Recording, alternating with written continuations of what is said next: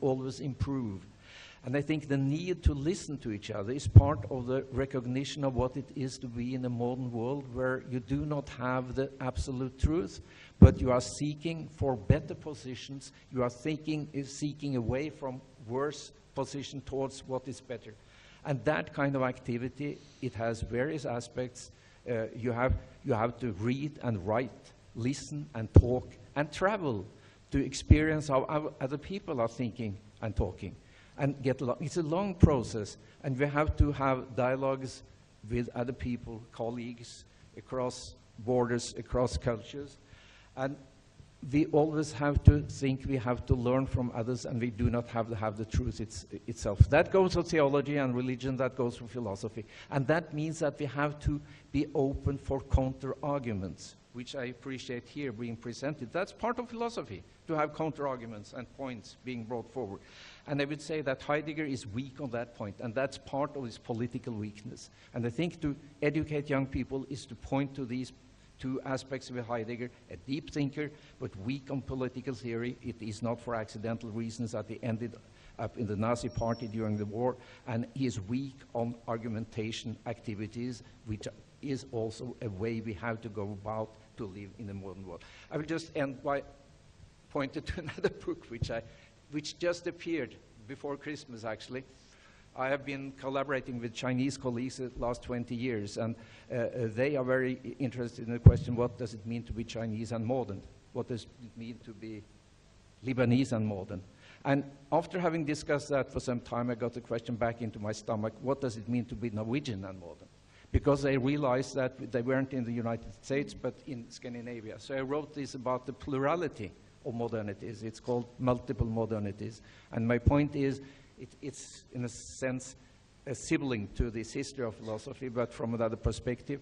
There is a plurality of modernities, but there is also something that is common to it all. And I think some of that which is common to us all is to be found in philosophy, professional philosophy, various aspects, but it could also be worked out through the history of philosophy.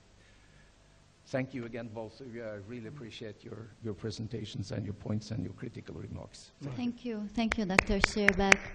أنا بس بدي أعتذر، يمكن نسيت أقول إنه المداخلات من الجمهور للآخر. بليز مدام تفضلي. علي صوتك. Merci pour vous tous et pour aussi ceux qui écoutent. Je vais parler en français, en anglais, en arabe pour, disons, joindre les trois. Philosophie, spirit, and knowledge, علم. Each one has his own language. But why there is contradiction, sometimes we don't understand each other for many things from the beginning until now. Because there is two things that maybe some people notice and some not. Some people talk about feminine and masculine, and other, there is one unity. In England, there is no one feminine, one masculine. We say moon, like for the lune, la lune, wal-qamar bil-Arabi. This is the contradiction of the language, how it came from us from the beginning, from the Athenian till the road, till the, they were also, like this Phoenician here, they were dealing and they were working like many people across the sea, long time ago. About water, if we think or thought or whatever you want to use the name, water or ice or just vapor, like we say in French, okay? It depends how we can see and interpret our things. That's why there is this contradiction about why we are here today and what happened to the earth today.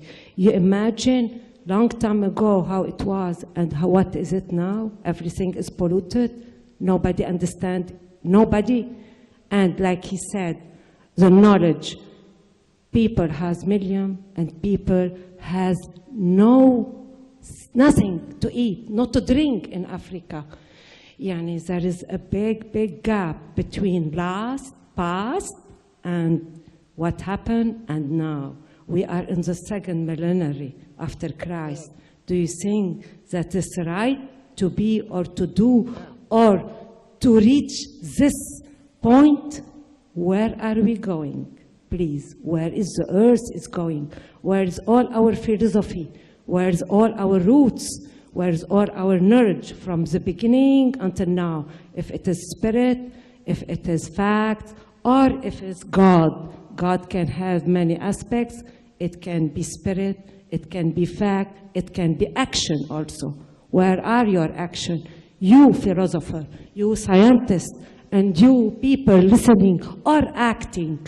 What is it? Where are we going? If you can answer this, we can say to be or not to be. That is the question. Where are we going to go now? Not to be. Shakespeare has many things also.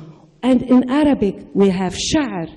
Each country, like you said, has its entity. But where are we going? And where we are now. Okay?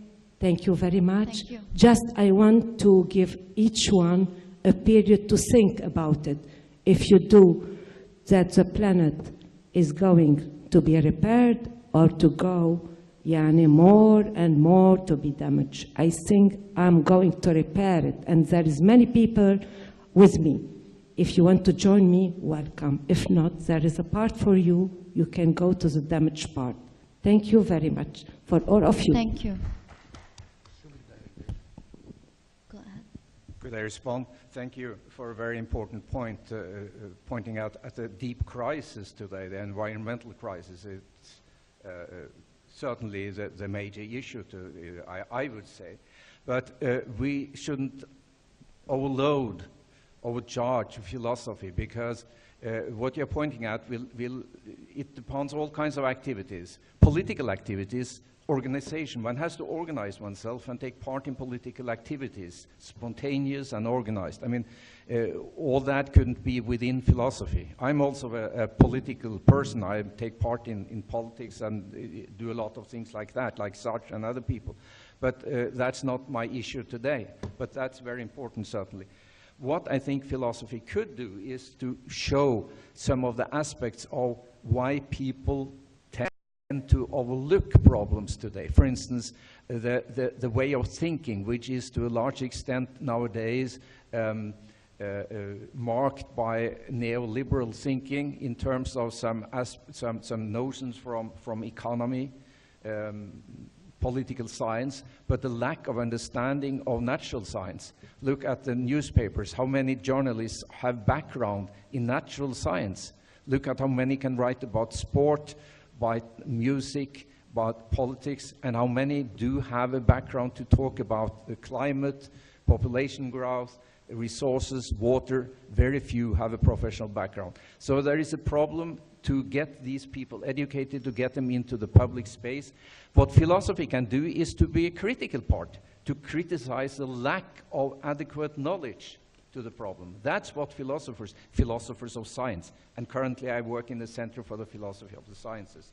You have to criticize the sciences because they see things from one aspect and not from another aspect. That doesn't mean that they say nonsense. What they say is true, but each science has its particular way, its concepts and methods, and they see what they can see by these concepts and these methods. And therefore it's very important to have an ongoing criticism of the various sciences. That's part of modernity. And that's what philosophers can do with other people, with citizens and people in the sciences. Very important. That's what we can do. The political activity has to be taken care of in other fora. And let me add that a critique in this sense, not throwing away, not rejection, but this purification, the sense of Kant, critique of pure reason, critique of practical reason. Not throwing it away, but improving it. That kind of criticism is also very important for the three monotheistic religions. That we do not stick and think we have the truth, because we do not. Because we rely on a theological position about how to conceive God, and it's very, very easy to end up with problem where you are where you end in involuntary blasphemy, where you have a